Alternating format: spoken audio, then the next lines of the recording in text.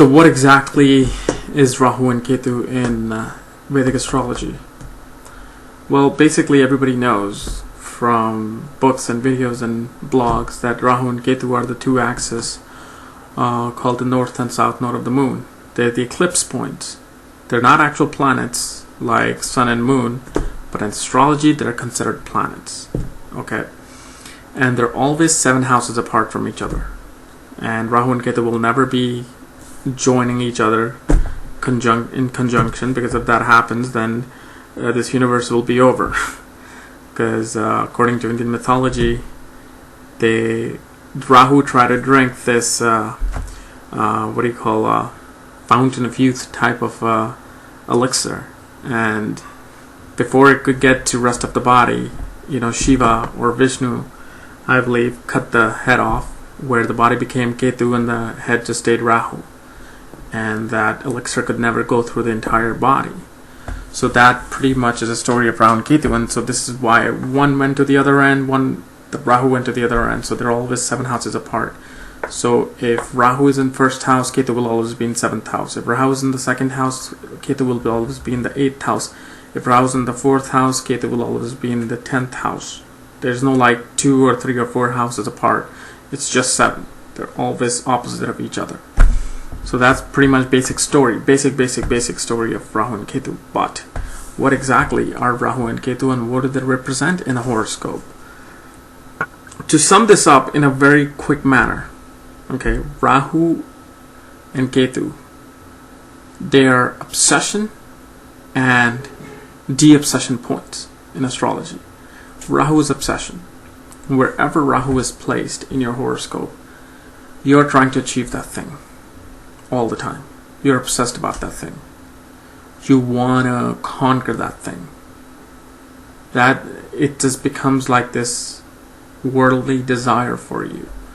So let's say if your Rahu is in the 2nd house, you are obsessed with accumulating wealth. Some people are happy with certain moderate type of wealth, or they're just happy with, they just feel like, okay, whatever God gives me. But then there are personality like entrepreneurs or billionaires who are just obsessed. They're like, I need to make more. Oh, I made $1 million. No, that's not enough. I need to make 10 million now. That pretty much signifies Rahu in the 2nd house or 11th house or in the 7th house. Now, Rahu in the 3rd house, or let's say even better, let's say Rahu in the 4th house, what will it create? It will create obsession of having a perfect family. It will create obsession of having the perfect vehicle, the perfect home. And depending upon the sign that Rahu is in, it will either come quickly, or will never come, or will come later on in your life. And especially depending upon the degree and the pada of Rahu, that's what happens. So what Rahu does, it creates an obsession about something that you want to achieve, but it's just that you're going to have to work really hard at it in this life. So if Rahu is in the 5th house, you're going to be obsessed about children. I want kids. And you're frustrated because you can't get them. You have to keep trying. And it's about, you want to have a lot of speculative gains. You're all about the stock market or gambling. That's what Rahu does. It creates this affable obsession about things in your life. Okay, but do you achieve them? Yes, after a long period of hard work. Sometimes you never achieve them, like I was saying, depending upon the house and the sign, the degree and the sign that they're in. So in the 5th house, you may have actually a lot of children instead of none. Depending if, let's say, Rahu is in Virgo or Rahu is in Taurus. Okay, in these 2 signs, Rahu does very well. So it's never negative, when it's never positive. Mostly it's neutral. But it does become excelled and delineated, like Rahu is delineated in Scorpio and excelled in Taurus. So this is what Rahu is, pretty much. If the Rahu is in 10th house of your horoscope, you're all about career. you won't really care how much money you're making, but you just want to excel in your career. So let's say if you're a lawyer, okay, and you know that you're gonna have to work your ass off to become a partner in a firm. Even though you could be making $70,000 a year as a lawyer, and even as a partner you might just make $90,000, yet you are obsessed about achieving your goal. Okay, so in 10th house is really about completing a goal, not accumulating wealth. In 11th house, Rahu, it just wants to gain. It wants to gain. It comes back to the second house, Rahu. It's all about creating a network. It's all about creating as much wealth as possible for yourself. So this is what Rahu does. It's our obsession. So if you want to know about somebody's passion in life, let's say you're dating a girl, you want to know what she's really passionate about, look at her chart. That's the best advice I'll give you.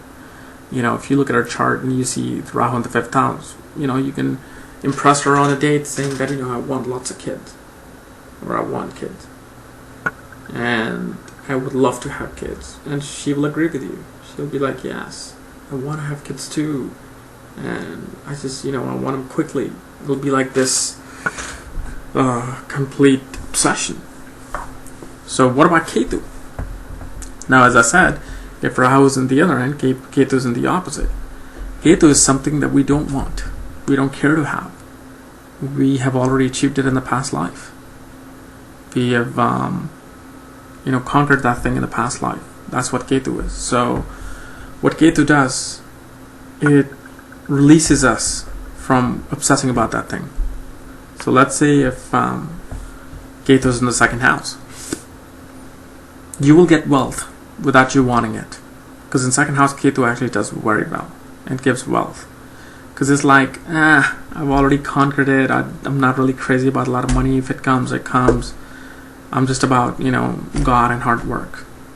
And so then what the Ketu does, whatever you don't desire in life, you always get that first. So when you don't desire money, you will get that money. You'll get that money first, or you won't even want it. Even if you get it, you'll probably donate that money. That's what happens with Ketu in the 2nd house sometimes. And Ketu in the 5th house, you may not want children. You're like, I've had children, I don't want it, it's a headache, it's too much work. Now you might get children, depending upon if Jupiter is aspecting that, or some beneficial planet is aspecting that house. You might get children, but you just won't be really a terrific parent, because you're really not into kids. You're just whatever about them. So Ketu is about things that we don't really care about, whether they come or not. So if, let's say, Ketu is in the 7th house, you probably won't get married. You're not about commitment. You're not about having a long-lasting marriage. If just Ketu is in the 7th house without any aspects, you'll feel like, oh God, relationship is a burden, So that's what Ketu does. Ketu is the opposite. So if you want to know what somebody doesn't like or care for, look at their Ketu. So if you want children, and you see in your partner's horoscope that Ketu is in the 5th house, okay, or it's in the 1st house, because it's also aspect the 5th house, you want to be careful. You want to ask the right questions in the beginning, that, hey, do you want kids? And most likely they'll be like, no, I'm not really crazy about having kids. So this is what Ketu does. In 11th house, Ketu does well also, because it gives 11th house is about gains, okay? And Ketu will be like, I really don't care about gains. It comes, it doesn't, okay? But you'll automatically gain those things, because, like I said, in life, you get things that you want desperately. You'll get them after a hard work or after a long time, but things that you don't want will always come naturally to you. So this is what Rahu and Ketu is. This is what they do in the horoscope. When they are conjoined with certain planet, like Ketu is more about spirituality, and Rahu is more about materialism. That's how you can also look at it. So Ketu does very well in the 12th house. 12th house is of spirituality. Ketu does very well in the 9th house. It's about religion, it's about higher knowledge, wisdom, and not wealth. Ketu does very well in the 8th house. It's all about the deep, dark secrets of life, about the mysticism, about spiritual, tantric, black magic, astrology. So Ketu is about these things. And so let's say Ketu is conjoined Venus. What does that do? Ketu in conjunction with Venus creates a very dedicated partner, creates a very, very committed partner. They're not going to be fickle-minded, because that partner with the Venus will be like, I've already, gone through women or men in my life. I just want one person, and that's it. I'm happy. I just want to live a normal life. So what Venus and Ketu does in a conjunction, they become a very committed partner. Now let's say if Venus is with Rahu, what does that do? Well, that becomes an obsession. Having partners, having an obsession, experiencing different romantic life, creates that obsession. So what happens with Venus? And Venus is a signifier of commitment, relationship, marriage, and when Ketu is there with the obsession, it damages that. So a lot of times you'll see a lot of prostitutes with Venus and Rahu together, or Mars in Libra. I know we're not talking about Mars, but since I brought up this issue of prostitutes, it does that. This is something that actually I read an article by B.V. Raman, I think it was, he was the one who was talking about the whole prostitution thing. So in that article, I remember that he was talking about how Mars in Libra also creates somebody who's very sexual, whether it's male or female. And the same thing with Rahu and Venus, unless they have another good aspect by Jupiter, or they are conjoined with another positive planet, then it nullifies those feelings. And so this is pretty much what Rahu and Ketu are.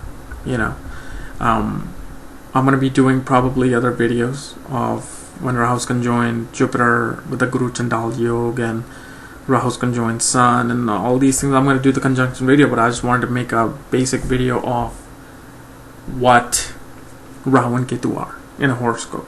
They're not bad, they're not good. They're like any other planet. They'll give positive results depending upon their position and sign. They'll give negative results depending upon their position and signs. So that's all it is. Thank you.